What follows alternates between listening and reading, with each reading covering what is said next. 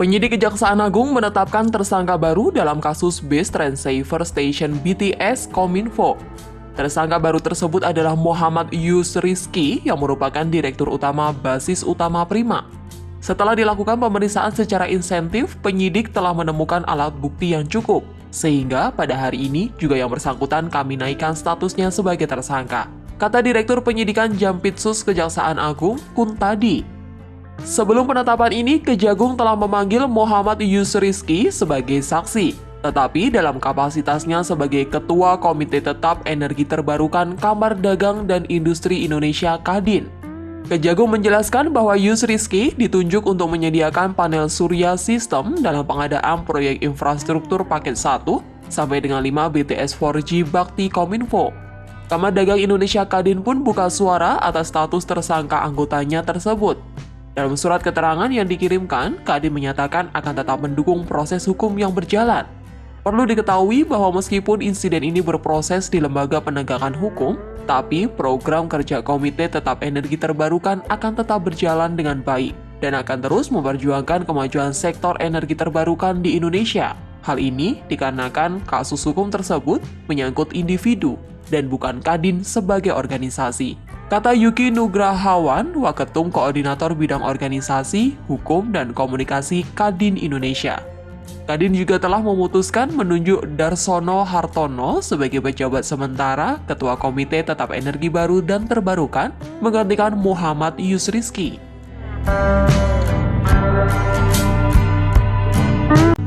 Anggota Parlemen Israel dari Partai Likud, Amit Halevi, mengusulkan pembagian kompleks Masjid Al-Aqsa antara umat Yahudi dan Muslim. Melansir VOA, Palestina menolak hal itu dan mengajak negara-negara yang berpenduduk mayoritas Muslim termasuk Indonesia untuk mencegahnya. Perdana Menteri Palestina Muhammad Satayeh mengatakan bahwa rencana Israel dapat memicu kemarahan dengan cara yang belum pernah terjadi sebelumnya. Halevi mengatakan pembagian itu akan memberi Muslim kendali atas bagian selatan dari kompleks seluas 37 hektar yang mencakup Masjid Al-Aqsa. Sementara warga Yahudi menguasai bagian tengah yang mencakup tembok ratapan dan Masjid Kubah Batu atau Dome of the Rock. Rencana pembagian kompleks Masjid Al-Aqsa itu bukan sekedar pembagian ruang, tetapi penguasaan wilayah oleh Israel. Jika rencana ini disetujui dan dijalankan, akan mengancam posisi Masjid Al-Aqsa dan memperkecil peluang umat Muslim untuk mendayagunakan situs itu, ujar Yon Mahmudi, pengamat Timur Tengah di Universitas Indonesia. Jika Israel mengesahkan undang-undang untuk membagi kompleks Al-Aqsa, tambah Yon, maka ini akan sangat berbahaya bagi warga Palestina yang tidak lagi memiliki hak untuk tinggal di Yerusalem Timur. Hal senada disampaikan Kepala Hubungan Luar Negeri dan Kerjasama Majelis Ulama Indonesia atau MUI, Sudarnoto Abdul Hakim. Agenda Israel itu begitu menguasai seluruh kompleks Masjid Al-Aqsa sehingga penolakan terjadi di kalangan masyarakat Muslim dan masyarakat internasional. Menurut saya, justru negara-negara OKI atau Organisasi Konferensi Islam dan negara manapun yang menghargai kedaulatan semestinya memperjuangkan hak-hak akses seperti yang selama ini sudah jalan, tapi kemudian dianeksasi oleh Israel, kata Sudarnoto. Sementara terkait permintaan dari Perdana Menteri Palestina Muhammad Satayeh, Sudarnoto menilai harus ada kesepakatan internal dulu di pihak Palestina yang diramaikan dengan keberadaan beberapa faksi. Hingga kini, Kementerian Luar Negeri RI belum memberikan komentar terkait hal ini. 3 emiten tambang plat merah, PT Aneka Tambang Tbk ANTM, PT Timah Tbk TINS, dan PT Bukit Asam Tbk PTBA kompak mengucurkan dividen tahun buku 2022. TINS membagikan dividen senilai 321 miliar rupiah, meski laba bersih perseroan tahun 2022 tergelincir. Jumlah ini setara 30% dari total laba 1,04 triliun rupiah. Sementara 70% sisanya dicatat sebagai saldo laba perseroan. Dengan keputusan ini, TINS akan membagikan dividen sebesar Rp41,89 per saham kepada investor. Sementara itu, ANTM akan membagikan 50% laba bersihnya sebagai dividen atau setara 1,91 triliun rupiah dengan yield 3,93%. Jika dirinci, maka dividen yang dibagikan adalah Rp79,50 per saham. Adapun laba bersih ANTM tahun buku 2022 mencapai 3,82 triliun rupiah, tumbuh 105% dari tahun 2021.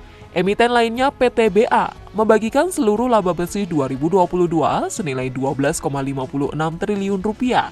Jika dibagi 11,52 miliar saham yang beredar, maka dividen yang dibagikan mencapai Rp1.090,87 per saham dengan yield 30%. PTBA membukukan pendapatan Rp42,64 triliun pada 2022, naik 45,75% dari Rp29,26 triliun pada 2021. Sedangkan laba tahun berjalan naik 58,9% year on year dari Rp7,9 triliun.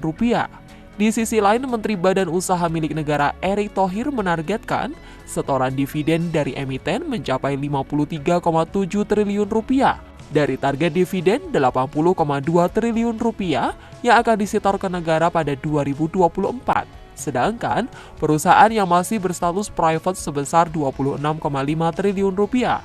Demi mencapai target-target tersebut, Kementerian BUMN tidak bisa hanya bergantung pada himpunan bank milik negara atau Himbara. Erick mendorong BUMN lainnya bisa memberikan dividen yang baik demi mencapai target tersebut. Kami masih optimis angka ini walaupun tentu kita bisa lihat berjalan 6 bulan ke depan bahwa situasi ekonomi global tentu semakin menyulitkan, kata Menteri BUMN Erick Thohir. Ketua KPK Firly Bahuri membantah dirinya terlibat dalam dugaan kebocoran dokumen penyelidikan kasus izin usaha pertambangan di Kementerian ESDM.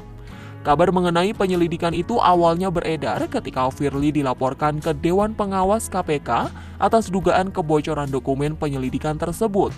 Firly membantah pernah memberikan dokumen apapun dan kepada siapapun. Saya ingin pastikan, saya pernah dan sudah dilakukan klarifikasi oleh Dewan Pengawas. Saya pastikan Pak Mario, saya ini sudah 38 tahun menjadi polisi.